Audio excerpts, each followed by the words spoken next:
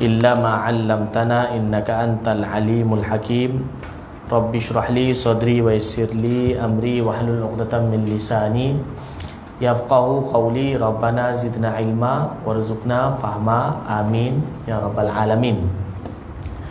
Baik, Alhamdulillah, tuan-tuan dan puan-puan yang dirahmati Allah Ta'ala, kita sambung lagi bacaan kitab hadis Asy-Syama'il Al-Muhammadiyah pada membicarakan berkenaan dengan keadaan Rasulullah SAW. Kitab ini disusun oleh Al-Imam At-Tirmidzi, Al-Imam Abu Isa Muhammad bin Isa At-Tirmidzi rahimahullahu ta'ala, yang meninggal dunia pada tahun 279 Hijrah. Imam Tirmidzi lahir 209 Hijrah, meninggal dunia 279 Hijrah. Okey, kita sambung bab yang ke-18. Kita sambung bab yang ke-18. Kalau sesiapa nak dapatkan kitab, boleh beli kat belakang. Ada diuruskan oleh penganjur kitabnya. Kitab yang apa panggil, nuskah asal pun ada, ataupun juga ada yang photostat, terpulang nak beli mana. Okey, bab 18, babu majaa fi sifati izari Rasulullah sallallahu alaihi wasallam. Bab mengenai hadis yang datang pada membicarakan keadaan atau macam mana rupa bentuk keadaan kain sarung Rasulullah sallallahu alaihi wasallam. Izar ni kain lah kan, kalau kita pakai kain plekat gitu tu. Biasa orang pakai kain plekat, kain lah, kain Nabi macam mana. Wa bihi qala haddatsana Ahmad bin Mani' qala haddatsana Ismail bin Ibrahim qala haddatsana Ayyub an Humaid bin Hilal an Abi Burdah an abihi qala akhrajat ilaina Aisyatu radhiyallahu ta'ala anha kisaan mulabbadan wa izaran ghalidan faqalat qubida ruhu Rasulillah sallallahu alaihi wasallam fi hadaini daripada Abu Burdah, dari Abu Burdah rahimahullah, daripada ayah beliau. Sebenarnya kalau ikut ni daripada Abu Burdah, daripada ayah beliau, iaitu Sayyidina Abu Musa Al-Asy'ari radhiyallahu ta'ala anhu. Abu Burdah ni diriwayatkan hadis daripada ayah beliau, dan ayah beliau ialah sahabat Nabi SAW yang bernama Sayyidina Abu Musa Al-Asy'ari radhiyallahu ta'ala anhu. Sayyidina Abu Musa Al-Asy'ari ni nama sebenar beliau ialah Sayyidina Abdullah bin Qais radhiyallahu ta'ala anhu. Biasa orang panggil Abu Musa Al-Asy'ari, dan beliau ni ialah asal dari Yaman. Nama sebenar beliau Abdullah bin Qais. Jadi Abu Burdah ni anak beliau, dan beliau ni tabi'i lah. Okay. Jadi Sayyidina Abu Musa Al-Asy'ari radhiyallahu anhu berkata, Sayyidatina Aisyah radhiyallahu ta'ala anha telah menunjukkan kepada kami sehelai kain selendang yang renyuk ataupun kusut, dan kain sarung yang tebal kasar. Lalu Sayyidatina Aisyah radhiyallahu ta'ala anha berkata, tatkala nyawa Rasulullah sallallahu alaihi wasallam dicabut, dua helai pakaian inilah yang dipakai oleh baginda sallallahu alaihi wasallam. Yang baginda pakai ni, maknanya satu ialah yang ketika tu baginda pakai kain selendang ni. Sini terjemah dengan kain selendang, tapi maksud dia kain yang digunakan untuk tutup badan. Kan, kain yang mana baginda sallallahu alaihi wasallam guna untuk tutup badan kat bahagian atas.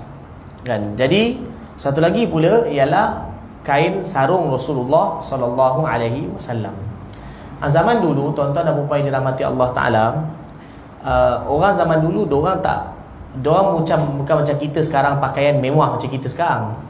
Zaman dulu, pakaian orang zaman dulu kadang-kadang macam pakaian ihram, balut ke atas. Jadi pakaian yang ke atas tu ialah dipanggil kisah, Arab panggil kisah. Dan yang bawah dipanggil apa? Izar dalam bahasa Arab, kain sarung. atas kisah dan yang bawah ialah kain sarung. Orang zaman dulu pakai kain sarung pun bukan macam kita. Sekarang ni kita punya kain plekat ialah dia punya hujung dia ialah dah dijahit. Maknanya kain plekat tu bulat. Kalau kita sekarang kan kain plekat kita tu dia bulat. Dia dah hujung dia tu dah bercantum, dah dijahit. Kain sarung lah. Kan kain plekat kita sekarang, kain sarung kita sekarang. Tapi zaman dulu, bahkan macam sampai sekarang pun setengah negara Arab, macam contoh macam Yaman, diorang pakai kain sarung diorang tu macam kain tuala. Atau senang cerita macam kain ihram lah. Kain ihram kan panjang tu, kemudian diorang balutkan dan ikat. Mereka ikat dekat pinggang. Jadi zaman dulu diorang pakai kain sarung macam tu. Baju pula zaman dulu, mereka kalau baju, saya dah terangkan dalam hadis yang sebelum ni, baju orang zaman dulu diorang pakai, kalau baju itu dah dijahit ikut bentuk badan, dah dipotong ke bentuk badan, kemudian dah dijahit, maka itu dipanggil qamis dalam bahasa Arab. Zaman dulu orang susah-susah, jarang dapat pakai qamis.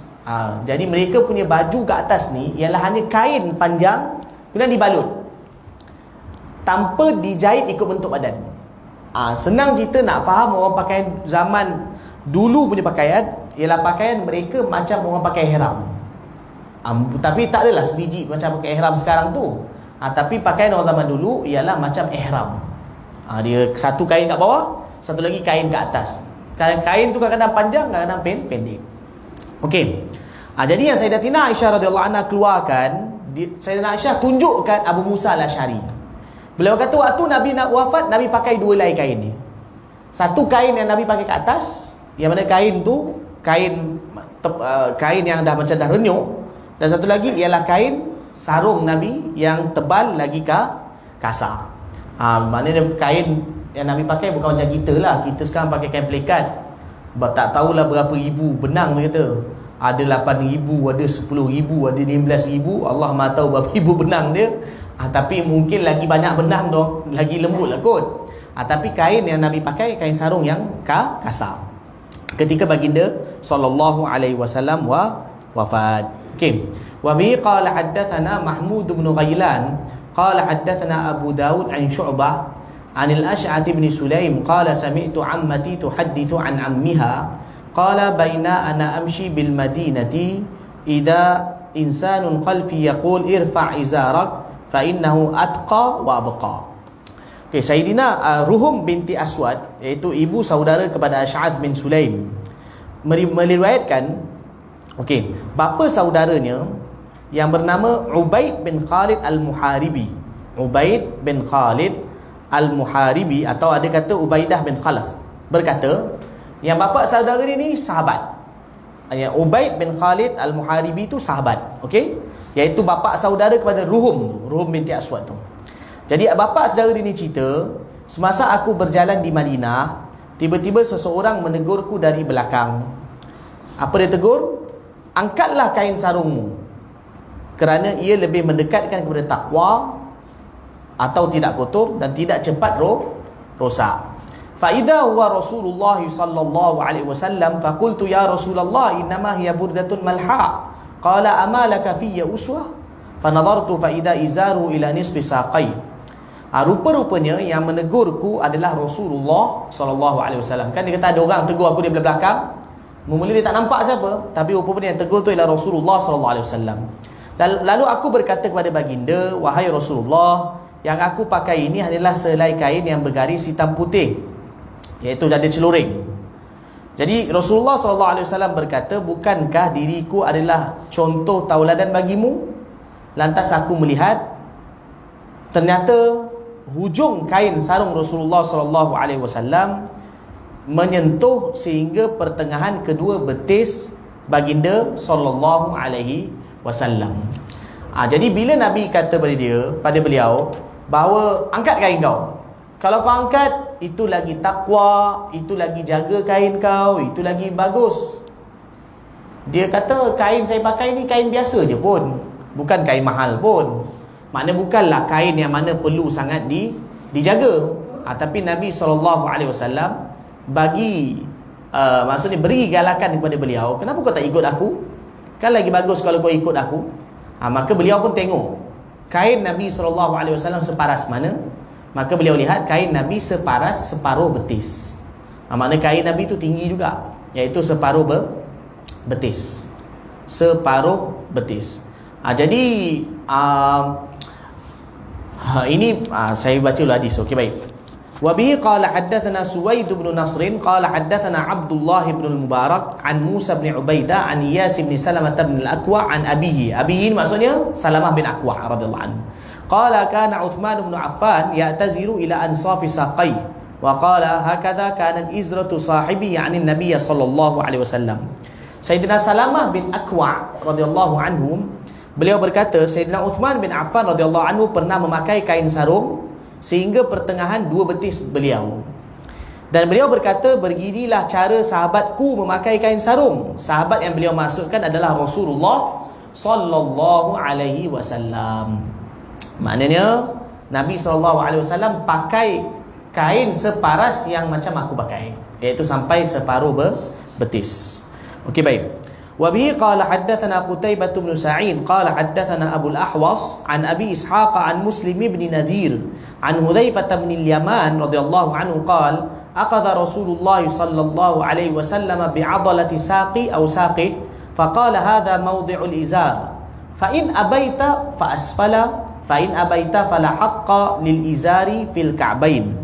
Sayyidina Hudzaifah bin Al-Yaman radhiyallahu anhu berkata, Rasulullah sallallahu alaihi wasallam memegang urat betisku. Nabi pegang ni maksud Nabi macam buat isyarat. Nabi letakkan tangan Nabi dekat betis beliau. Lalu baginda berkata, inilah batas hujung kain sarungmu. Ini had hujung kain sarung. Jika kamu tak suka, boleh ke bawah sedikit daripadanya. Jika kamu tak suka, jangan pula membiarkannya hingga menutupi kedua mata kakimu. Jangan tutup sampai kedua buku lali. Okey, baik. Ini berkenaan dengan kain sarung sampai mana? Ni cerita pasal laki lah. Kalau perempuan memang kena tutup. Tapi ini ialah berkenaan dengan kain sarung, iaitu untuk lelaki. Maknanya kalau afdalnya ialah sampai separuh betis. Nabi SAW punya kain sarung sampai separuh betis, kan? Tapi Nabi bagi kebenaran, kalau nak bawah lagi boleh, tapi jangan sampai tutup buku lali. Jangan sampai tutup buku lali. Jadi para ulama bincangkan, kalau lebih buku lali apa hukumnya? Kalaulah lebih daripada buku lali dengan tujuan untuk riya dan untuk sombong, maka haram. Kalau tak ada tujuan sombong, ada pendapat mengatakan makruh dan ada juga mengatakan harus. Tetapi sewajarnya kalau dapat baik ni ditinggalkanlah. Mana jangan lebih daripada buku lali. Mana pakai kain ke, mana jangan lebih daripada buku lali. Kalaulah lebih daripada buku lali, ada pendapat mengatakan makruh, ada juga mengatakan harus. Ini kalau tak ada sombong. Kalau sombong haram. Zaman dulu menjadi satu trend orang Arab. Zaman dulu orang Arab dulu satu trend mereka, kalau dia pakai salah satu cara untuk nak sombong ialah baju lebih daripada buku lali. Bahkan lagi melirik pakaian tu, maka itu lagi satu kemegahan, satu tanda untuk nak belagak. Sebab tu zaman dulu Arab kalau nak belagak, dia lagi panjangkan baju dia. Itu trend mereka. Secara umumnya kalau kita tengok masyarakat kita, kadang-kadang ada juga orang pakai baju lebih buku lali. Kadang-kadang ada orang pakai kain sampai melirik ke bawah, tapi dia tak ada pun tujuan untuk nak sombong. Bahkan tak pernah terfikir untuk dia nak sombong, setakat pakai. Jadi dia hukum dia antara sama ada makruh ataupun hukum dia ialah antara harus, kan? Tapi sewajarnya dielakkan lah, kan? Sewajarnya dielakkan, kan? Tapi kadang-kadang kalau kita tengok juga ada juga para ulama yang pakai jubah, bahkan besar-besar pakai jubah lebih buku lali, kan? Jadi menurut mereka, mana itu ialah tak ada, dia bukan dengan tujuan untuk apa? Untuk sombong. Maka mungkin mereka berpendapat bahawa ia adalah harus perkara tersebut. Tapi kalau lagi baiknya ditinggalkan. Okey, baik. Maknanya tak lebih buku lali lah. Okay, baik. Wabihi, sekarang masuk bab yang ke-19. Babu majaa fi misyati Rasulillah sallallahu alaihi wasallam. Ni bab yang ke-19 ni, bab berkenaan dengan cara Rasulullah sallallahu alaihi wasallam berjalan. Macam mana dengan cara Rasulullah sallallahu alaihi wasallam berjalan. Bab ke-19. Wa bi qala haddatsana Qutaibah bin Sa'id qala haddatsana Ibn Lahi'ah an Abi Yunus an Abi Hurairah radhiyallahu anhu qala ma ra'aitu syai'an ahsana min Rasulillah sallallahu alaihi wasallam ka'anna asy-syamsa tajri fi wajhihi wa la ra'aitu ahadan asra'a fi mishyati min Rasulillah sallallahu alaihi wasallam ka'annama al-ardu tutwalah inna lanujhidu anfusana wa innahu la ghairu muqtadithin. Baik, Sayyidina Abu Hurairah radhiyallahu taala anhu, beliau berkata, aku tidak pernah melihat perkara lain yang lebih indah daripada Rasulullah sallallahu alaihi wasallam. Matahari seolah-olah beredar pada wajah baginda sallallahu alaihi wasallam. Maknanya wajah Nabi ni seolah bersinar macam cahaya matahari. Aku juga tidak pernah melihat orang lain yang berjalan lebih cepat daripada Rasulullah sallallahu alaihi wasallam. Bumi ini seolah-olah dilipat untuk baginda sallallahu alaihi wasallam. Nabi jalan cepat. Tapi tak gopoh, tapi Nabi jalan laju. Baik. Jadi Sayyidina Abu Hurairah cerita lagi, sesungguhnya kami mesti berusaha dengan sedaya upaya melakukan hal yang sama, namun baginda sallallahu alaihi wasallam tidak pun perlu bersusah payah untuk itu. Apa maksud ni? Maksudnya para sahabat radhiyallahu anhum kalau berjalan dengan Nabi, sebenarnya Nabi jalan, cara Nabi jalan tu orang tengok Nabi jalan laju. Tapi sebenarnya Nabi jalan biasa je. Sehingga kan para sahabat bila ikut Nabi, mereka terpaksa kejar Nabi. Seolah macam berlari-lari anak nak kejar Nabi, tapi Nabi jalan macam biasa. Tu sahabat dia kata kami terpaksa susah payah macam nak kejar Nabi, tapi sebenarnya Nabi jalan macam biasa je. Ini Allah Taala lakukan untuk Nabi sallallahu alaihi wasallam. Kadang-kadang kan ada setengah orang kadang dia jalan laju. Kadang kita nak kena ikut dia sebab laju, tapi dia biasa je. Dia dah biasa macam tu. Kan? Okey. Kadang-kadang kan macam kadang lari-lari kadang orang yang biasa berjalan. Ni zaman dulu orang dulu biasa berjalan. Kan? Jadi jalan kalau setakat jalan jauh tu bagi mereka ialah biasa. Zaman kita tak berjalan. Tapi ada setengah negara yang biasa berjalan. Contoh macam negara-negara susah. Orang India, Pakistan, diorang ni biasa berjalan. Kan? Satu lagi pun diorang susah negara mereka. Sebab itu bila time haji, orang Malaysia ni kalau sekali kena jalan, pengsan dia. Time lagi-lagi kat Mina kan, kena jalan 3.5 km. Kan? Balik itu semua penat. Kan? Kadang-kadang sampai terus terjelepuk tidur. Kan? Penat betul. Tapi orang-orang bangsa lain relax je jalan. Diorang bukan setakat ni, nenek-nenek tua tu pun jalan kaki relax je. Yang kita kan baru jalan sikit dah ni sebab tak biasa jalan. Tak biasa berjalan. Orang zaman dulu biasa berjalan. Tapi dalam keadaan macam tu pun bila mereka jalan dengan Nabi jalan lagi laju sampai mereka seolah-olah terpaksa berlari anak nak kejar Nabi sallallahu alaihi wasallam. Sambung. Wa bihi qala haddatsana Ali bin Hujr wa ghairu wahidin.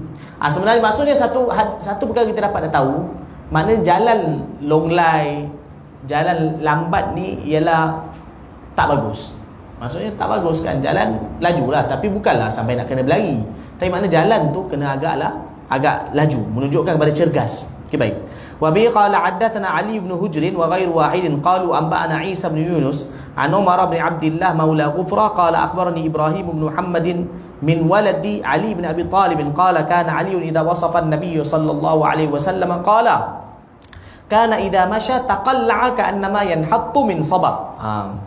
Ibrahim bin Muhammad iaitu salah seorang keturunan Sayyidina Ali bin Abi Talib radhiyallahu taala anhu, beliau berkata Sayyidina Ali bin Abi Talib radhiyallahu anhu pernah bercerita mengenai sifat Rasulullah sallallahu alaihi wasallam. Okey, dalam cerita itu apa ni beliau cerita? Apabila baginda sallallahu alaihi wasallam berjalan, baginda sallallahu alaihi wasallam akan mengangkat dan melangkahkan kakinya dengan kuat seolah-olah sedang turun di lereng yang curam. Nabi sallallahu alaihi wasallam berjalan macam orang turun bukit, laju. Lepas tu nombor dua, Nabi melangkah betul. Sebab ada orang macam ni, kadang-kadang ada orang jalan, kaki dia macam terseret dia. Dia jatuh jalan. Tapi Nabi SAW bila melangkah, Nabi angkat kaki. Mana melangkah dengan gagah dan laju. Sampai kan, mana dalam hadis beritahu Nabi berjalan macam seolah turun bukit. Orang berjalan turun bukit kan macam agak laju. Jadi macam tu keadaan Nabi SAW berjalan. Okey.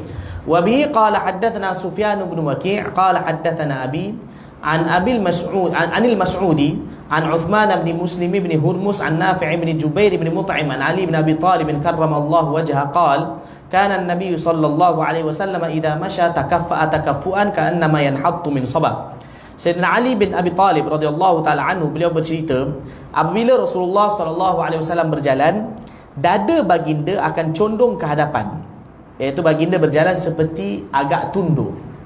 Cara jalan Nabi ni macam agak tunduk, seolah-olah baginda sedang turun di lereng yang curam. Ni hadis ni lebih kurang macam tadi juga. Hadis ni macam tadi juga, bahkan hadis ni sebelum ni pun kita dah baca berkenaan dengan cara jalan Rasulullah sallallahu alaihi wasallam. Okey. Bab yang ke-20, babu ma jaa fi taqannu'i Rasulillah sallallahu alaihi wasallam. Iaitu kain ni, bab ni mengenai hadis yang datang berkenaan dengan kain penutup kepala Rasulullah sallallahu alaihi wasallam.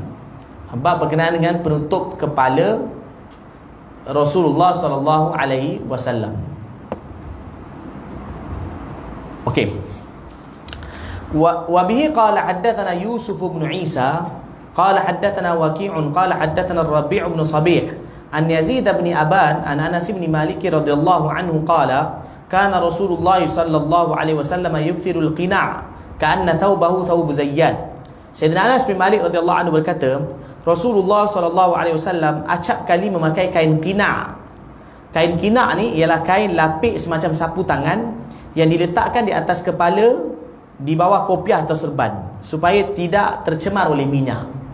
Mana supaya kopiah ataupun minyak ataupun serban tu tak jadi kotor, sehingga seolah-olah kain qina' baginda seperti kain penjual minyak. Okey, kita tahu ini hadis ni pun sebenarnya dah baca dan dah terang sebelum ni. Kita dah baca hadis ni, tapi kenapa diulang? Sebab kerana nak cerita bab ni. Tapi sebelum ni dah pernah terangkan, iaitu Nabi SAW mempunyai rambut, dan baginda jaga rambut baginda. Baginda pakai minyak kan rambut baginda SAW. Jadi bila orang pakai minyak kan rambut ni, kalau dia terus pakai kopiah, kerana nanti kopiah jadi kuning. Nabi SAW seorang yang begitu pembersih. Jadi bila Nabi pakai minyak, Nabi tak terus letak kopiah tu. Nabi ada tak satu kain, lepas tu baru Nabi pakai kopiah dan pakai serban, atau pakai kopiah saja. Jadi kain tu akan serap minyak tu. Tu yang sahabat ni kata, bahawa Sayyidina Anas bin Malik radhiyallahu anhu kata, kain qina' tu macam kain penjual minyak. Maksudnya kalau penjual minyak, kadang-kadang dia ada kain. Kadang contoh, kadang ada orang macam contoh masak ke apa, kan tu kain lap. Kain tu kan penuh minyak-minyak, dia buat lap tu. Jadi seolah kain Nabi tu serap minyak, penuh dengan minyak, macam kain penjual minyak. Tapi kain tu ialah bersih lah, cuma dia serap minyak. Baik, sini dapat tahu apa dia. Satu, pertama, Nabi ada lakukan demikian. Yang kedua iaitu begitu pembersihnya Rasulullah SAW.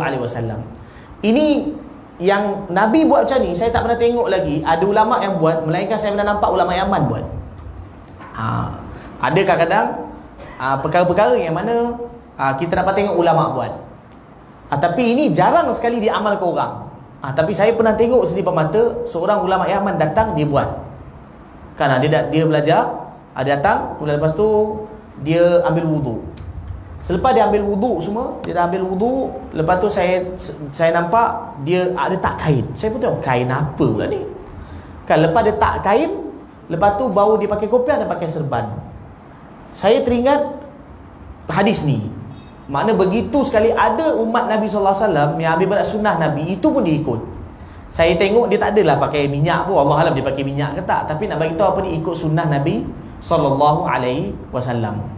Al-Habib Umar, saya tak pasti, tapi saya rasa Al-Habib Umar juga melakukan perkara sama.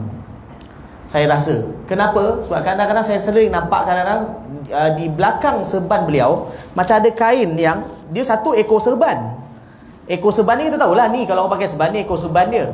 Tapi kadang ada satu lagi kain, kadang yang terjulur keluar ke belakang.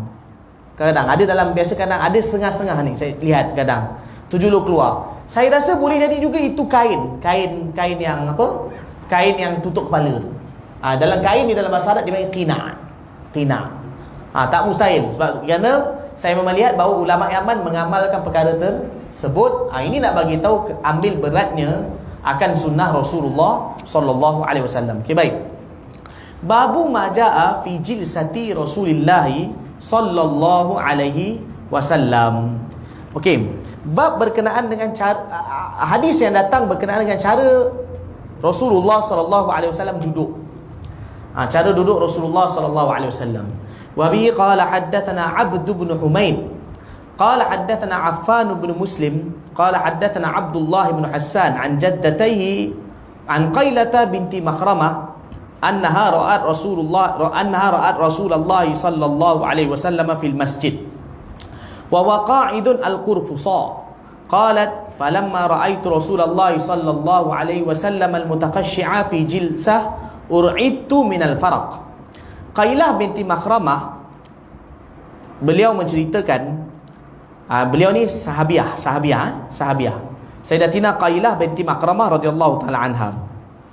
Beliau menceritakan, aku melihat Rasulullah sallallahu alaihi wasallam dalam masjid. Rasulullah sallallahu alaihi wasallam sedang duduk kurfusa, iaitu duduk merapatkan kedua-dua paha ke perut baginda sallallahu alaihi wasallam. Lepas ni saya tunjuk. Kita baca dua hadis tu, lepas ni saya tunjuk cara duduk tu. Lalu Qailah berkata, apabila aku melihat Rasulullah sallallahu alaihi wasallam duduk dengan begitu khusyuk, aku menjadi gemetar kerana takjub. Ini maksudnya ketika tengok Nabi duduk tu, waktu tu aku macam rasa tiba-tiba datang rasa haibah Nabi tu, sehingga menyebabkan aku jadi menggeletar. Ini memang kadang-kadang berlaku pada sahabat, atau kadang-kadang berlaku juga pada musuh Nabi sallallahu alaihi wasallam. Kadang datang tengok Nabi menggeletar. Kan ada sahabiah ni tengok Nabi, kan mungkin waktu tu dia daripada luar, atau mungkin dalam masjid juga tengok Nabi, tiba-tiba haibah Nabi tu sampai menyebabkan dia menggeletar. Kan dia bukan kerana takut, tapi macam satu haibah, kan menyebabkan dia menggeletar. Kan Arab punya haibah lah. Haibah ni macam satu gah Nabi tu, menyebabkan sampai jadi apa? Jadi menggeletar. Okey, baik. Sayyid Hadwabi qala haddatsana Sa'id bin Abdul Rahman al-Makhzumi wa ghairu wahidin qalu haddatsana Sufyan an Az-Zuhri an Abbad bin Tamim an ammihi annahu ra'a an-nabiyya sallallahu alaihi wasallam mustalqiyan fil masjid wadi'an ihda rijlaihi 'ala al-ukhra. Okey, Abdullah bin Zaid bin Asim radhiyallahu taala anhu, beliau meriwayatkan, ini beliau ni sebenarnya bapa saudara pada Abbad bin Tamim. Abbad bin Tamim yang ada dalam hadis tu, dalam sanad tu ada nama Abbad bin Tamim. Jadi dia punya pakcik dia nama Abdullah bin Zaid. Jadi Abdullah bin Zaid bin Asim, beliau meriwayatkan, aku melihat Rasulullah sallallahu alaihi wasallam berbaring berlunjur di dalam masjid. Nah, sebelah kaki baginda sallallahu alaihi wasallam diletakkan di atas kaki yang sebelah lagi. Sebelah kaki diletakkan di atas kaki yang sebelah lagi. Okey. Ini pun lepas ni akhir akan ditunjukkan. Wa bi qala haddatsana Salamah bin Syabib. Tapi yang ini baring kan? Yang tadi tu duduk. Yang ini pula cerita berkenaan dengan baring. Baginda sallallahu alaihi wasallam berbaring, dalam keadaan baginda letakkan satu kaki di atas kaki yang lain.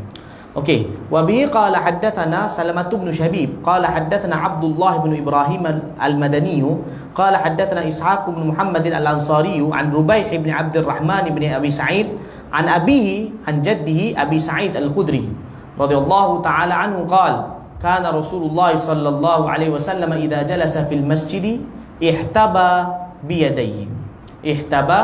biyadayhi. Okey, Sayyidina Abu Sa'id Al-Khudri radhiyallahu ta'ala anhu, beliau berkata, apabila duduk di dalam masjid, Rasulullah sallallahu alaihi wasallam duduk merangkul lutut dengan kedua tangan baginda sallallahu alaihi wasallam. Ni sebenarnya cara duduk ni ialah sama macam cara duduk yang pertama tadi. Qurfusa. Dipanggil duduk ni dipanggil qurfusa, atau juga dipanggil dengan ihtibab. Okey. Macam mana ni? Okey. Jadi cara duduk tu, banyak sangat wayar ni. Kan? wayar banyak sangat kan, tak bantu. Yang ini okey tu. Okey.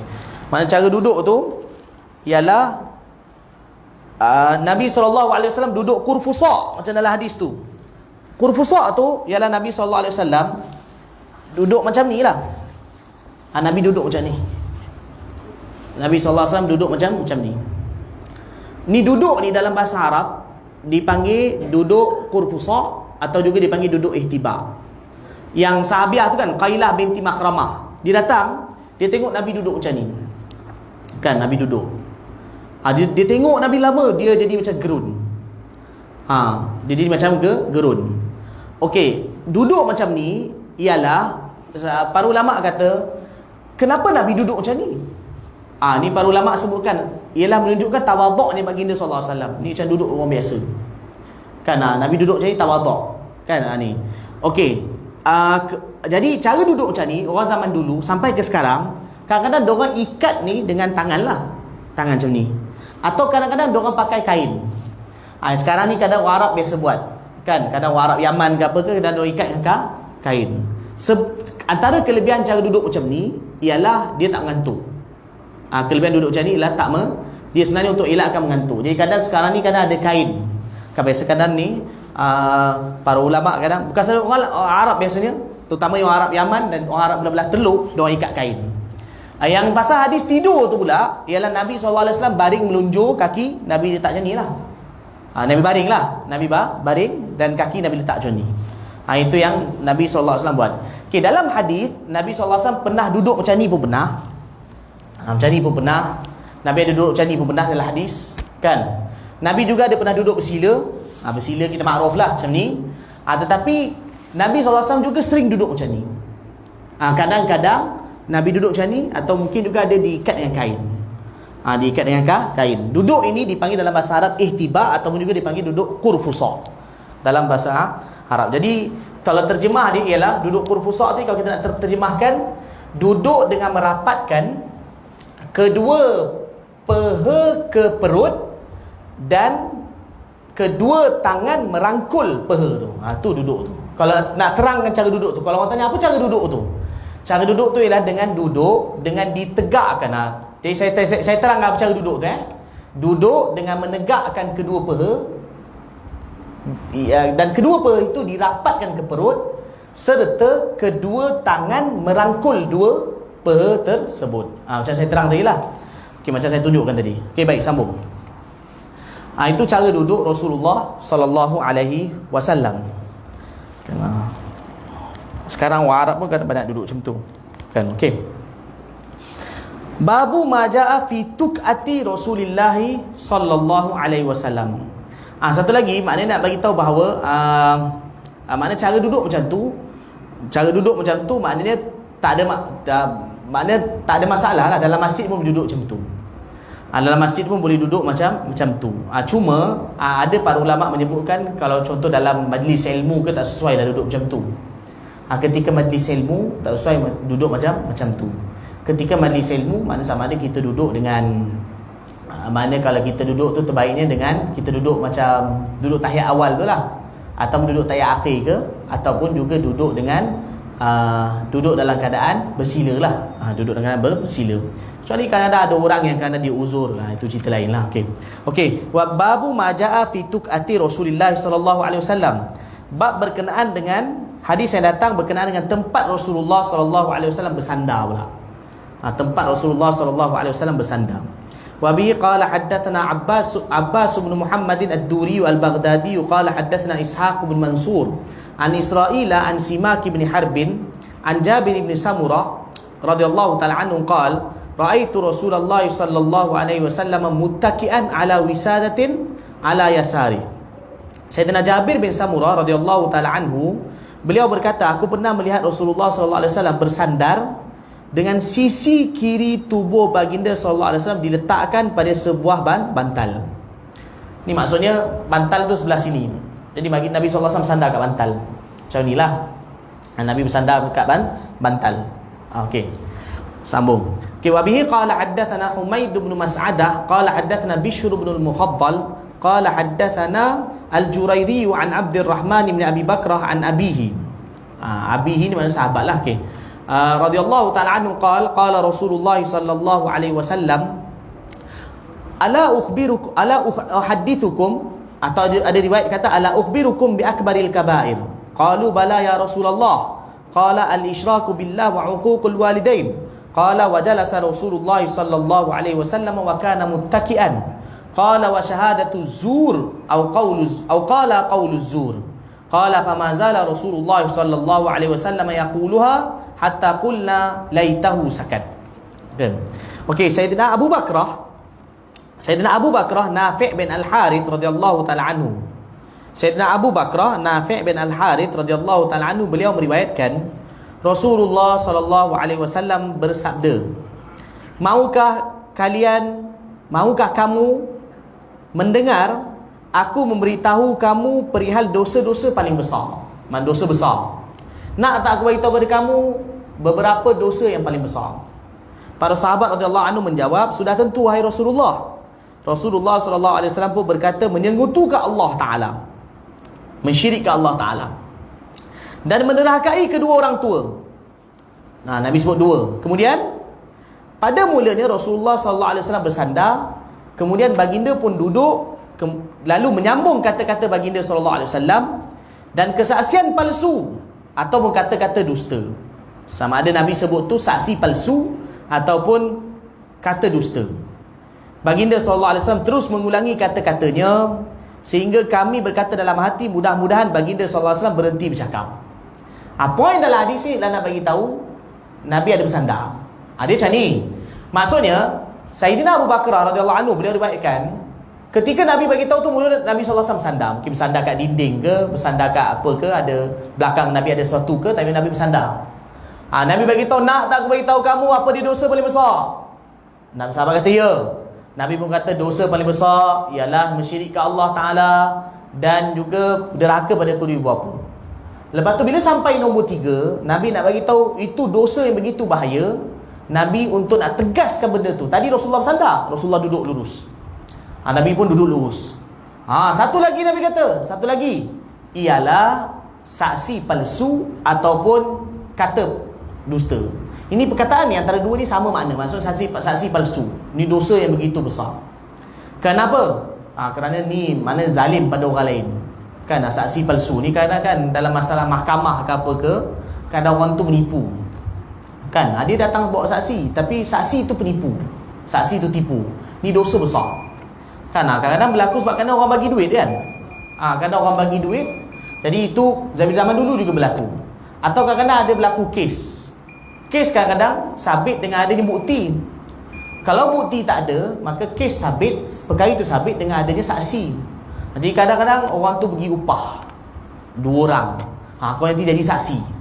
Jadi 2 orang tu dibayar jadi saksi palsu. Ini dosa besar. Kan ini ialah dosa besar. Okey? Jadi tu Nabi sallallahu alaihi wasallam bagi tahu, mula Nabi sallallahu alaihi wasallam bersandar, lepas tu Nabi pun duduk tegak, dan Nabi sampai ulang. Nabi kata saksi palsu, saksi palsu, saksi palsu, saksi palsu. Sampai sahabat dalam hati kata bila Rasulullah nak berhenti.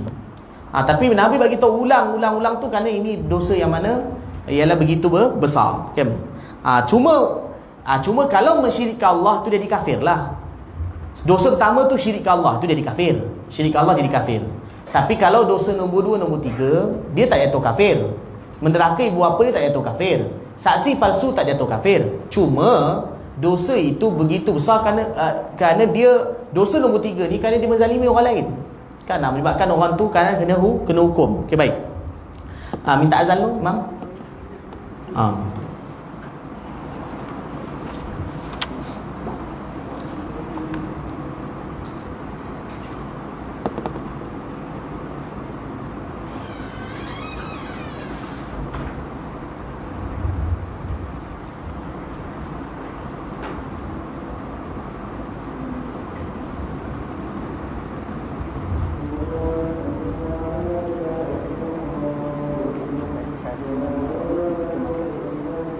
Makan.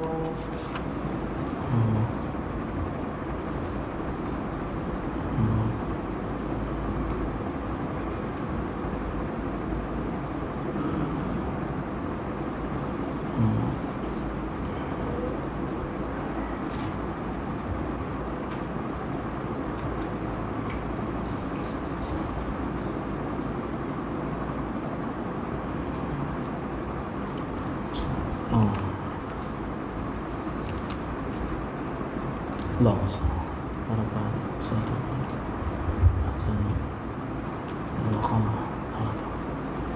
Okey. Sambung lagi tadi ya. Okey. Wa bihi qala haddatsana Qutaibah bin Sa'id qala haddatsana Syarikun an Ali bin al-Aqmar an Abi Juhaifah radhiyallahu anhu qala Rasulullah sallallahu alaihi wasallam amma ana fala akulu muttaki'an. Sayyidina Abu Juhaifah radhiyallahu anhu berkata, Rasulullah sallallahu alaihi wasallam berkata, sesungguhnya aku tidak makan sambil bersandar. Aku tak makan sambil bersandar. Wa bi qala haddatsana Muhammad bin Bashar qala haddatsana Abdul Rahman bin Mahdi qala haddatsana Sufyan an Ali bin al-Aqmar qala sami'tu Aba Juhaifah radhiyallahu anhu yaqul qala Rasulullah sallallahu alaihi wasallam la akulu muttaki'an. Sayyidina Abu Juhaifah radhiyallahu anhu berkata, Rasulullah sallallahu alaihi wasallam bersabda, aku tidak makan sambil bersandar. Okey, dalam hadis mana Nabi bagi galakan supaya pertama Nabi tak makan bersandar, dan juga nak bagi tahu pada umat supaya makan jangan bersandar. Makan bersandar yang dimaksudkan dalam hadis ialah ada beberapa keadaan. Makan bersandar ialah ada beberapa keadaan. Satu bersandar macam inilah, bersandar kat belakang. Itu dinamakan bersandar itikaf. Maknanya Nabi tak makan bersandar. Satu lagi juga bersandar dimaksudkan dalam hadis ialah bersandar dengan tangan, bertopang. Macam kita bertopang pakai tangan. Kan sama ada kadang orang bertopang ni kan topang ni ataupun topang itu kan dia duduk bawah kan. Jadi makan tu mana itu pun dinamakan bersandar. Mana sama ada bersandar tu bersandar belakang atau bersandar dengan tangan. Kan bersandar dengan tangan. Maknanya itu ialah tidak dilakukan oleh Rasulullah sallallahu alaihi wasallam, dan juga ada riwayat melarang perbuatan tersebut. Maknanya ketika makan. Mana kesimpulan dia ialah ketika makan jangan bersandar atau bertopang dengan tangan. Jadi para ulama sebutkanlah antara hikmah dia juga ialah sebab kerana makan cara bersandar ni, kerana makan cara orang sombong. Kan makan macam tak makan tu kan. Makan ni makan macam nak makan banyak betul. Kan dalam memang makan banyak. Jadi cara makan tu kan. Jadi Nabi SAW tidak makan dengan cara orang yang takabur. Yang kedua juga ialah sebenarnya kita digalakkan makan tidak terlalu banyak. Jadi bila makan dengan bersandar ni akan makan menjadi banyak. Tapi kalau makan tu tidak bersandar, ialah macam kan gitu, macam ke depan sikit perut ditekankan. Mana makan jadi tidak terlalu banyak. Okey, baik. Wa bihi qala haddatsana Yusuf bin Isa قال حدثنا وكيع قال حدثنا إسرائيل عن سماك بن حرب عن جابر بن سمرة رضي الله عنه قال رأيت النبي صلى الله عليه وسلم متكئا على وسادة. قال أبو عيسى لم يذكر وكيع على يساره، وهكذا روى غير واحد عن إسرائيل نحو رواية وكيع، ولا نعلم أحدا روى فيه على يساره إلا ما رواه إسحاق منصور عن إسرائيل. Baik. Sayyidina Jabir bin Samurah radhiyallahu anhu berkata, aku pernah melihat Rasulullah sallallahu alaihi wasallam bersandar pada sebuah bantal.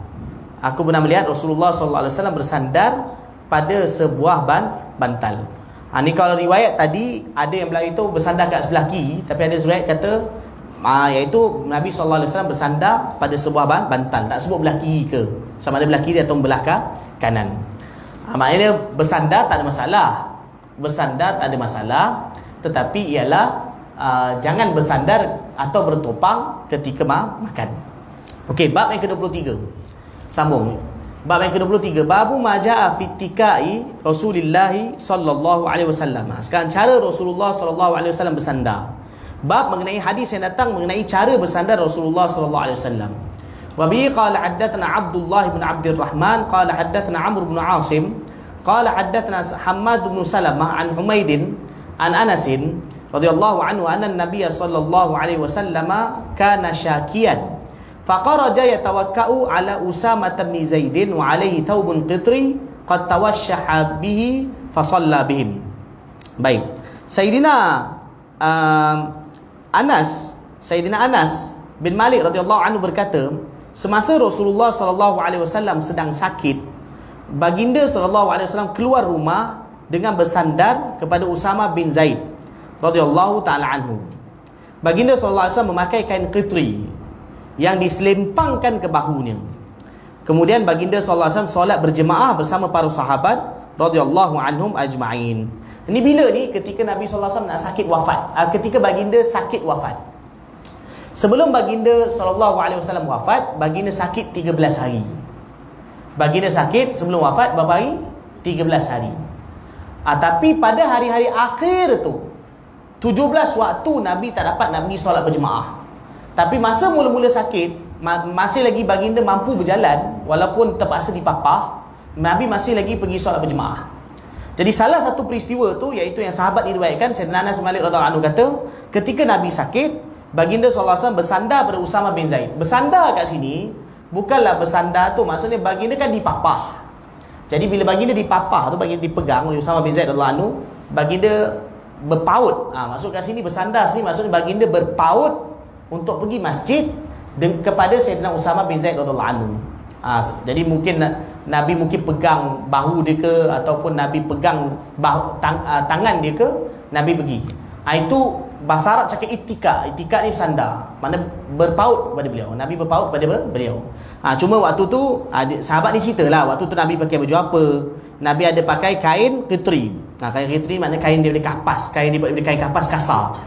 Yang mana dibuat daripada sama ada Yaman, daripada ketri, iaitu daripada kawasan Bahrain. Baik, kain tu.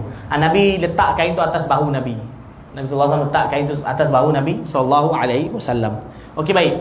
Wa bi qala haddatsana Abdullah bin Abdul Rahman qala haddatsana Muhammad bin al-Mubarak qala haddatsana Atha bin Muslim al-Qaffaf al-Halabi qala haddatsana Ja'far bin Burqan an Atha bin Abi Rabah an al-Fadl bin Abbas radhiyallahu anhuma qala daqaltu ala Rasulillah sallallahu alaihi wasallam fi maradihi alladhi tufiya fihi wa ala ra'sihi isabatun safra fasallamtu alaihi faqala ya Fadl faqultu labbaika ya Rasulullah qala ushdud bihadhihi al-isabati ra'si qala fafa'altu thumma qa'ada fawada'a kaffahu ala mankibi thumma qama fadakhala fil masjidi wa fil hadithi qissah. Sayyidina Al-Fadl bin Abbas radhiyallahu ta'ala anhuma beliau berkata, Fadl bin Abbas ni siapa? Fadl bin Abbas ni beliau ialah sepupu Rasulullah sallallahu alaihi wasallam. Beliau ni abang kepada Abdullah bin Abbas. Kan kita biasa dengar nama Abdullah bin Abbas, Abdullah bin Abbas. Jadi ni abang. Sepupu Nabi juga, anak daripada Sayyidina Al-Abbas. Bapa mereka ni Abbas ni pakcik Nabi. Jadi anak beliau ni ada nama Fadl, sahabat ada nama Qutham, dan ada lagi nama Fadl, Qutham dan sekali Abdullah bin Abbas. Semua mereka ni sahabat. Jadi Fadl bin Abbas ni sepupu Nabi sallallahu alaihi wasallam. Jadi Fadl ni, tapi beliau muda lah. Beliau dengan Nabi ni beza umur dekat 40 tahun. Beliau ni muda. Jadi Fadl bin Abbas radhiyallahu anhu menceritakan, aku masuk ke dalam bilik Rasulullah sallallahu alaihi wasallam semasa baginda sallallahu alaihi wasallam sedang sakit menjelang wafat. Ni kan tadi saya cerita tadi, Nabi sakit beberapa hari, 13 hari. Dalam tempoh tu beliau ziarah Nabi. Bilik Nabi ni makna rumah Aisyah radhiyallahu anha. Sebenarnya kalau kita pergi Masjid Nabawi, ni kan masjid kan. Ni raudhah, sebelah sini raudhah. Bilik Sayyidina Aisyah kat sini. Rumah dekat sebelah sini. Betul-betul sebelah kan? Mana apa? Dah habis ke apa? Okey, habis kan? Baik. Okey.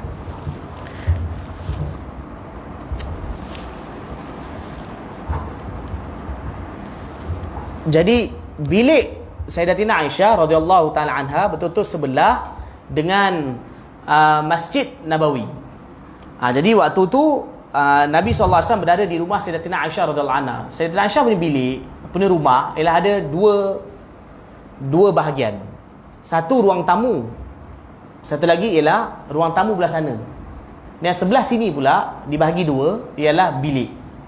Ruang tamu ni. Jadi itu bilik tu dalam bahasa Arab panggil hujrah Aisyah radhiyallahu taala anha, dan Nabi wafat dalam hujrah tu. Tapi dua-dua side tu, dua-dua bahagian rumah Nabi tu, rumah Aisyah ni kan maksud macam ni. Sini ialah ruang tamu, sini bilik. Sebelah ni belah sini.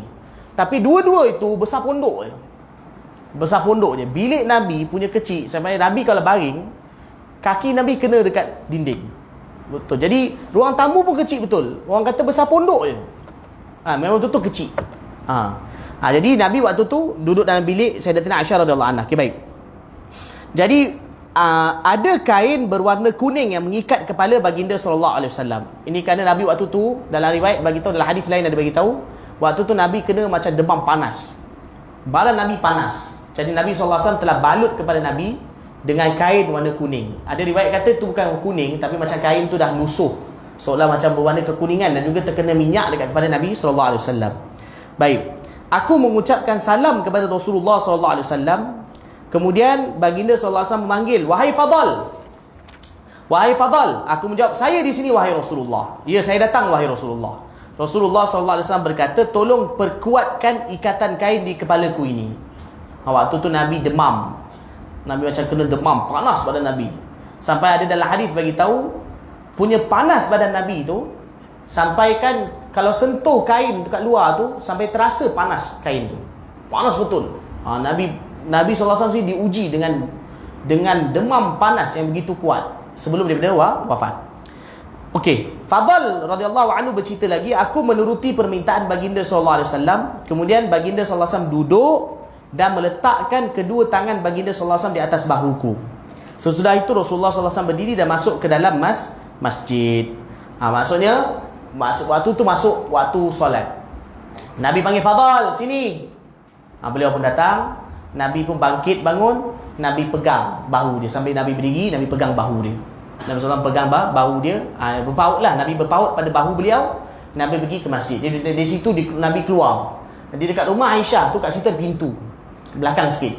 Jadi Nabi keluar. Nabi SAW jadi imam solat. Nabi SAW jadi imam solat para sahabat radhiyallahu anhum. Tapi Nabi terus 13 hari Nabi jadi imam. Nabi sakit dia 13 hari. Nabi terus pergi solat dengan dipapah oleh sahabat, sampailah sebelum wafat, hujung ketika nak wafat, 3 hari lebih Nabi tak dapat pergi solat kerana waktu tu Nabi dah tak nak bangun dah. Nabi dah terlantar, tak larat nak bangun dah. Berapa waktu solat Nabi tak dapat? 17 waktu. Tak dapat. 17 waktu Nabi tak dapat untuk pergi solat. Kerana dia bermula, Nabi wafat hari Isnin. Nabi SAW wafat hari Isnin waktu duha. Dalam kitab sirah sebutkan daripada bermula hari Khamis malam Jumaat, Nabi last solat jemaah datang. Waktu tu Nabi masih lagi boleh jalan, iaitu Khamis malam Jumaat Maghrib. Khamis malam Jumaat Maghrib Nabi masih lagi dapat solat jemaah. Tapi bila masuk Isyak, Nabi dah tak larat nak bangun. Nabi dah macam kita kata macam dah koma, separa koma, dah terbaring. Jadi daripada Isyak tu, Isyak hari Khamis, kemudian hari Jumaat, keseluruhan hari dah berapa waktu dah? 6 waktu dah tu. Tadi 1 Isyak dan 6 dah 5. Dan hari Sabtu pun juga 1 hari penuh. Dah berapa dah? 11 Sabtu. Dan Ahad 1 hari penuh juga. Berapa waktu dah? 16. Kemudian akhir sekali hari Nabi wafat, Isnin subuh. Tu semua 17 waktu. 17 waktu. Mana 3 hari penuh dan 2 waktu. 2 hari iaitu Isyak dan juga subuh. Lepas tu duha tu Nabi wafat. 17 waktu. Jadi waktu sakit teruk tu pun Nabi masih lagi pergi solat jemaah. Nabi nak tunjukkan kepada umat, tuan-tuan dan puan yang dirahmati Allah, betapa pentingnya solat jemaah. Sampai ketika Nabi nak wafat pun Nabi masih lagi berjalan di papah pergi masjid. Penting solat jemaah. Ini orang suka-suka tutup masjid, tak nak bagi orang jemaah di masjid. Ingat perkara kecil ke solat jemaah ni? Kalau perkara kecil solat jemaah, Nabi tak tunjukkan susah payah sembahyang jemaah di masjid. Nabi nak wafat, nak tunjukkan pentingnya solat jemaah di masjid. Nabi pergi ketika nak wafat dan nak pengsan pun Nabi pergi masjid di papah masjid. Penting solat berjemaah. Ni suka-suka tutup masjid. Kan? Tutup masjid bukan benda kecil. Tutup masjid ni bukan benda kecil. Tutup masjid ni benda besar. Benda yang bahaya bagi umat Nabi Muhammad sallallahu alaihi wasallam. Sebab itu jangan tutup masjid. Mudah-mudahan orang atas dengar. Kan? Mudah-mudahan orang atas dengar. Jangan tutup masjid. Kan? Okey, babu majaa. Tapi syukurlah pada Allah Taala kita tak tutup. Kan? Walaupun PKP tak tutup. Mudah-mudahan terus tak tutup sampai kiamat. Okey, babu majaa fi sifati akli Rasulullah sallallahu alaihi wasallam. Dia tutup masjid satu perkara lain, pencegahan satu perkara lain. Pencegahan tu pakailah mask. Pakai mask, jaga kesihatan, basuh tangan dan sebagainya, itu pencegahan. Jadi tutup masjid perkara lain. Jadi pencegahan dibuat, tetapi jangan tutup masjid. Itu poin dia. Kan kita bukanlah bodoh sangat sampai tutup apa tu semua tak jaga kesihatan. Bukan maksud macam tu. Bukan maksud macam tu. Kita terus jaga kesihatan, jaga apa benda SOP ditetapkan, tapi poin dia janganlah sampai tutup masjid. Itu poin dia. Okey, baik. Babu majaa fi sifati akli Rasulullah sallallahu alaihi wasallam. 14 boleh Ni kita baca 14 ni. Okey. Sebab tadi ada pertanyaan, saya baca sampai sini. Babu majaa fi akli Rasulullah sallallahu alaihi wasallam. Bab berkenaan dengan cara Rasulullah sallallahu alaihi wasallam makan. Bab ke-24. Wa bihi qala haddatsana وبه قال أنبأنا محمد بن بشار قال حدثنا عبد الرحمن بن مهدي عن سفيان عن سعيد بن إبراهيم عن ابن لكعب بن مالك عن أبيه أن النبي صلى الله عليه وسلم كان يلعق أصابعه ثلاثا. قال أبو عيسى رحمه الله. Abu Isa ni maksud Imam Tirmidzi lah, Imam Tirmidzi. وروى غير محمد بن بشار هذا الحديث qala yal'aqu asabi'ahu thalatha. Ni ada perbezaan riwayat sikit. Okey, Sayyidina Ka'ab bin Malik radhiyallahu anhu, beliau berkata Rasulullah sallallahu alaihi wasallam menjilati. Sebenarnya terjemah jilat ni tak apa sesuai lah. Kalau bagus kita terjemah menyisip. Saya tak tahulah bahasa Indonesia, wallahu alam. Itu terjemah apa Imam? Kitab tu. Dia tengah jilat. Hantar pakai nuskhah sama. Itu Mam pun jilat ke? Terjemah jilat tak apa kena lah. Macam orang kata sedap sehingga menjilat jari. Orang kata tembolok pula. Kan? Bukan. Terjemah sebenarnya lebih beradab. Terjemah akan menyisip jari. Sisip jari. Jadi terjemah ni menyisip jari. Nabi Rasulullah SAW menyisip jari-jari baginda SAW 3 kali sesudah makan. 3 kali sesudah makan. Okay, ni kalau riwayat beliau. Riwayat daripada Muhammad bin Bashar ialah kata Nabi sisip jari-jari baginda 3 kali. Tapi Imam Tirmidzi, menurut Imam Tirmidzi rahimahullah ta'ala, selain daripada Muhammad bin Bashar, maknanya selain daripada perawi yang bernama Muhammad bin Bashar ni, ada riwayat lain bagi hadis ini yang berbunyi Rasulullah SAW menjilat menyisip ketiga-tiga jari baginda sallallahu alaihi wasallam. Ini nak bagi tahu perbezaan riwayat. Ada riwayat kata Nabi sisip jari 3 kali. Tapi perawi lain semua riwayatkan ialah Nabi sisip 3 jari. Beza tak? Sisip jari 3 kali dengan sisip 3 jari lain. Menurut para ulama hadis, yang lebih tepatnya lafaz dia ialah Nabi sisip 3 jari. Nabi SAW sisip 3 jari. Okay. Nabi makan, Nabi menggunakan 3 jari. Inilah 3 jari ni. Jari apa nama ni? Jari ibu jari, jari telunjuk dan jari tengah. Jari tengah ni. Ini 3 jari. Ibu jari, jari telunjuk dan ibu jari. Nabi makan dengan 3 jari ni. Jadi Nabi SAW selepas selesai makan, Nabi sisip 3 jari ni. Nabi SAW membersihkan sisa makanan pada 3 jari ni. Ini sunnah Nabi. Kan bahkan Nabi juga arahkan kita supaya selepas makan sisip 3 jari ni. Bersihkan bersihkan saki-baki makanan di jari ni. Ini sunnah Nabi SAW. Jadi Nabi sisip macam ni lah. Sisip jari. Bukan jilat. Kau jilat, bukan yang tu. Bukan, sisip. Kan KFC punya slogan apa? Bukan yang Inggeris apa? Feeling licking good ke apa? Faham? KFC punya ni apa? Feeling licking good, betul tak? Apa? Finger licking good, betul tak? Maknanya jilat jari lah. Itu KFC. Okay. Yang ni sunnah Nabi SAW, iaitu sisip jari. Jari. Okey, sambung. Sambung lagi. Okey, sikit lagi okey. Wa bi qala mana pula ni? Okey. Wa bi qala haddatsana al-Husain bin Ali bin Yazid As-Sudai Al-Baghdadi qala haddatsana Ya'qub bin Ishaq ya'ni al-Hadramiyy qala haddatsana Syu'bah an Sufyan Ats-Tsauri an Ali bin Al-Aqmar an Abi Juhaifah radhiyallahu anhu qala an-nabiy sallallahu alaihi wasallam amma ana fala akul muttaki'an. Sayyidina Abu Juhaifah radhiyallahu anhu berkata, Rasulullah sallallahu alaihi wasallam berkata, sesungguhnya aku tidak makan sambil bersandar. Ni tadi dah baca tadi dah. Maknanya ketika makan yang bersandar. Okey. Wa bi qala haddatsana Muhammad bin Bashar qala haddatsana Abdul Rahman bin Mahdi qala haddatsana Sufyan an Ali bin Al-Aqmar nahwahu. Riwayat ni sama macam riwayat di atas. Wa bi qala haddatsana Harun bin Ishaq Al-Hamdani qala haddatsana Abdah bin Sulaiman an Hisham bin Urwah an ibn li Ka'b bin Malik an abihi radhiyallahu anhu qala kana Rasulullah sallallahu alaihi wasallam ya'kulu bi asabi'ihi thalathi wa yal'aquhunna. Sayyidina Ka'ab bin Malik radhiyallahu anhu berkata, Rasulullah sallallahu alaihi wasallam makan dengan 3 jari baginda. Ni sebut 3 jari. Riwayat ini sebut baginda makan dengan 3 jari baginda sallallahu alaihi wasallam. Sesudah itu baginda menyisip ketiga-tiga jari baginda tersebut. Okey, ni sama macam tadi dah terang. Okey, baik.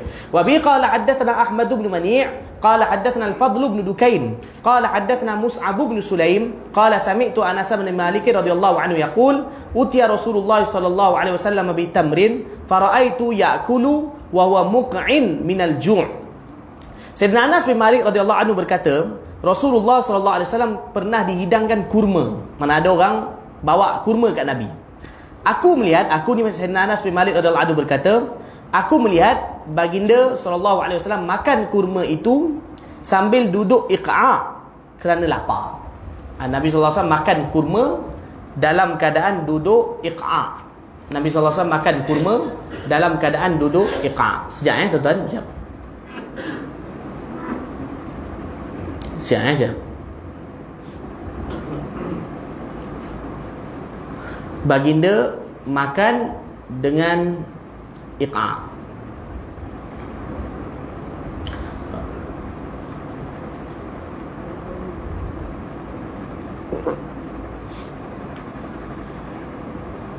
Baginda sallallahu alaihi wasallam duduk iqa'. Okey, duduk iqa' ni, Nabi makan kurma dengan duduk iqa' ialah cara duduk dia macam ni. Boleh buka Antara habis nakama ke BT habis? BT habis. Okey Mana duduk iqa' yang Nabi makan kurma ni, Nabi sallallahu alaihi wasallam duduk macam ni. Nabi duduk macam ni. Nabi duduk macam ni. Dan duduk ni yang disebutkan oleh Imam Ghazali rahmatullah alaih dalam kitab Ihya Ulumuddin. Nabi duduk macam ni. Duduk iqa'. Duduk iqa' ni sebenarnya ada beberapa cara. Ni salah satu cara duduk iqa' lah dia sebutkan. Jadi Nabi duduk macam ni dalam keadaan ni kaki ni paha Nabi ni tekan perut. Tu dia kata tu kerana lapar. Nabi macam duduk macam ni. Lapar. Nabi sallallahu alaihi wasallam makan kurma. Duduk iqa' ada beberapa cara sebenarnya dalam hadis. Duduk iqa' ni ada beberapa cara. Satu cara macam ni yang Nabi yang dalam riwayat ni. Satu lagi juga yang dimaksudkan dengan duduk iqa' duduk macam ni. Ni juga cara duduk iqa'. Ini pun dalam bahasa Arab dipanggil duduk iqa'. Ini juga dalam bahasa Arab dipanggil apa? Duduk iqa'. Duduk tu dipanggil iqa' macam dalam hadis tu. Ini pun dipanggil duduk iqa' macam ni. Ini dalam solat pun boleh duduk macam ni. Dalam solat. Bahkan ni antara cara duduk sunat, tapi dia ranking nombor 2. Yang paling afdal duduk macam tahiyat awal tu lah, macam kita biasa duduk tu, tapi ni nombor 2. Ni boleh dalam solat duduk macam ni. Tapi dalam hadis tu pasal yang makan ni bukan duduk macam ni. Bukan duduk iqa' macam ni. Okey, satu lagi cara duduk iqa' macam ni. Ni duduk iqa' juga. Ni apa duduk apa panggil ni? Duduk bertinggung. Duduk cangkung macam bertinggung ni. Ini juga dipanggil duduk iqa'. Duduk iqa'. Okey, menurut setengah pendapat ulama, tuan-tuan dengar, menurut setengah pendapat ulama, Nabi SAW duduk iqa' tu, banyak ulama berpendapat macam ni. Macam ni. Duduk Nabi tu. Tapi ada juga ulama berpendapat, Nabi duduk waktu makan kurma dalam hadis ni, Nabi duduk macam ni. Mungkin macam ni, mungkin macam ni. Ada dalam hadis lain bagi tahu pernah sekali dihidangkan makanan dalam talam. Nabi dihidangkan makanan dalam talam. Jadi Nabi makan sekali dengan sahabat. Mungkin 5-6 orang makan, duduk. Mungkin 6, 7, 8 makan dalam talam tu. Nabi SAW dalam hadis tu bagi tu duduk iqa'. Dan masa saya belajar hadis tu, ditunjukkan cara duduk ni lah macam ni. Nabi duduk macam ni. Nabi duduk tawaduk. Nabi SAW walaupun orang besar, tapi Nabi dia, cara Nabi biasa je. Kan kalau kita kan macam-macam cara kan. Kalau orang VIP takkan nak duduk depan orang macam ni. Kan? Kalau orang VIP. Tapi waktu tu, saya satu orang sahabat tegur, tuan buat macam ni. Nabi kata, aku makan macam hamba makan. Aku orang biasa. Nabi tak pernah angkat diri Nabi SAW. Jadi Nabi makan macam biasa, Nabi makan macam ni. Dengan sahabat makan dan talam makan. Tapi zaman dulu bukan makan makanan yang mewah lah, makan biasa. Ada berkata macam ni atau ada berkata macam ni. Jadi ada para ulama sebutkan kalau Nabi makan makanan yang ringkas, makanan macam kurma, makan sikit-sikit, Nabi duduk macam ni. Kadang-kadang pernah. Atau ketika Nabi makan yang macam makan yang baik sikit, Nabi SAW duduk macam ni. Dia cara duduk ni memang ada di dalam hadis, dan cara duduk ni lah yang diterangkan oleh Imam Ghazali dalam kitab Ihya. Cara duduk makan macam ni. Sebab itu kalau tuan buka kitab Ihya Ulumuddin, Imam Ghazali beritahu adab makan. Dan Imam Ghazali terangkan cara duduk ketika makan macam ni. Dan ia berdalilkan pada hadis Rasulullah sallallahu alaihi wasallam. Kan? Dan para ulama sebutkan apa kelebihan cara duduk macam ni. Apa kelebihan cara duduk macam ni? Sebenarnya macam saya beritahu tadi, kita tak digalakkan makan banyak sangat. Bila kita makan macam ni, kita akan tekan perut kita. Bila dimakan macam ni, tekan perut kita, menyebabkan kita akan makan tak terlalu banyak. Dia sebenarnya bila perut tu ditekan, cepat sikit rasa kenyang. Tapi kalau makan bersandar, dia makan sedap betul. Perut tu buka betul. So dia akan melantak sebanyak-banyaknya. Dia akan melantak, makan bersandar. Tapi bila makan duduk, perut tu ditekankan, dia akan makan berkadar. Selain daripada yang ulama sebutkan hikmah dia, iaitu apa? Makan bukan dengan cara orang takabur. Itu akhir. Perkara yang satu lagi saya nak jelaskan ialah Nabi SAW ajar pada kita sisip jari lepas makan. Sekarang ni ada kajian sains. Kajian sains beritahu bila orang lepas makan sisip jari akan keluarlah enzim. Keluar enzim, maka khasiat tu bagus untuk badan. Okey, itu kajian kemudian. Kita makan sisip jari bukan kerana enzim keluar. Enzim keluar ke tak keluar tu nombor 2 daripada jari kita. Tapi kita amalkan sisip jari lepas makan ialah kerana apa? Sunnah Nabi SAW. Jadi orang Islam amalkan sunnah bukan kerana kajian sains, tetapi kerana itu sunnah Nabi. Itu cinta sebenar. Kalau kajian sains membuktikan sekian, kajian sains ada ke tak ada, itu nombor 2. Yang lagi penting ialah apa dia? Amalkan sunnah Rasulullah sallallahu alaihi wasallam, dan itu cinta sebenar kita pada Rasulullah sallallahu alaihi wasallam. Kan? Itulah kan.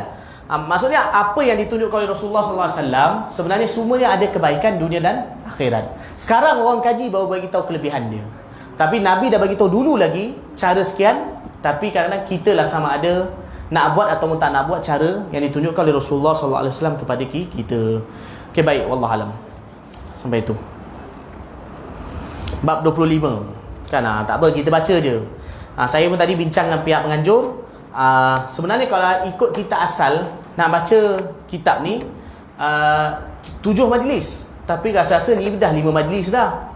Baru sampai bab 25. Tapi mudah-mudahan sempat lah kot. Kalau tak dapat habis pun kita sambung lagi sampai kita khatam. Kan dapat khatam sekali, insya-Allah lah kan. Insya-Allah dapat keberkatan dari kitab ini insya-Allah. Baik, wallahu alam. Subhanallah bihamdihi, subhanakallahumma wa bihamdika, asyhadu an la ilaha illa anta, astaghfiruka wa atubu ilaik. Subhana rabbika rabbil izzati amma yasifun. Alhamdulillahirabbil alamin.